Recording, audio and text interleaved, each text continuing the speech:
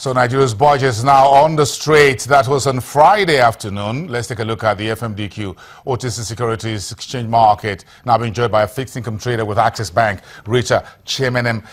Rita, good afternoon. Thanks for coming through. Good afternoon. Yes, so the budget is finally signed. How would you compare today's opening yields with where we finished off on Friday? For the fixed income market, what we've observed is that on the short and medium term securities, we've seen a bit of buy compared to last week. But on the long dated instruments, the bonds, we've seen it very stable from where it closed last week. Reason being that we have a bond auction on Wednesday, so we expect a bit of high yields on Wednesday. Yes, liquidity is one issue, and last week it looks like things went a little bit tough. That pushed Interbank a little bit higher.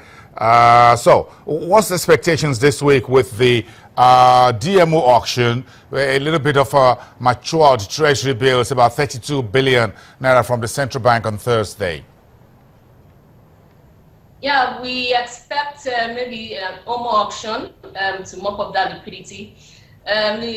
Going to what liquidity is in the market, we expect high yields.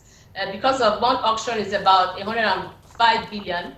So we expect markets to go up in terms of yields compared to where it closed last auction. And we expect money market use as well to trend up a bit to accommodate the withdrawal from the system, about 105 billion by Wednesday, by settlement Friday. So we expect use generally to trend up a bit, but on the longer end, as I earlier mentioned, it should increase by about 50 basis points or higher compared to the last auction for last month. Okay, in terms of outlook, give us where the liquidity is, and budget has been signed, so we expect federal government. Okay, Rita.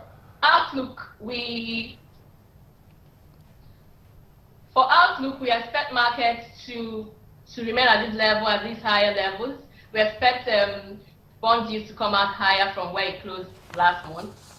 And generally, views will come up higher compared to last month, and given where the one-year bill closed last week. So we expect yields to be a bit higher this week. Okay, Rita Chimenem, we thank you very much for weighing in on the fixed income market conversation today, this afternoon. Thank you, and do have a very good trading day there from Access Bank, one of Nigeria's listed lenders. Let's get back to the story about China. The International Monetary Fund has affirmed China's efforts to stimulate growth and says that the country's rebalancing of its economy is producing positive effects.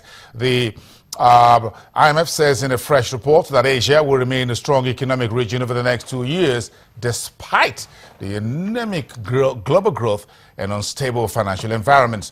The IMF also says Asia will contribute nearly 2/3 of the world's growth in 2016, with 1/3 coming from China. Let me first highlight that for the downward revisions that we've had for the rest of Asia, that's mostly driven by our view that the world economy is going to be more sluggish. Now, when it comes to China, we have revised upward our growth projections from 6.3 to 6.5 this year, and from 6 to 6.2 in 2017.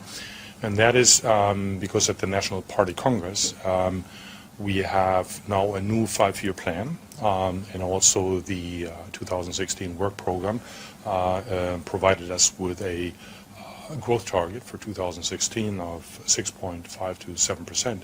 In our view, the government has policies in place that will ensure that the target is met.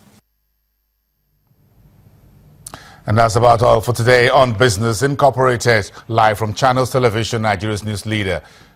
We thank you for watching. I'll see you again.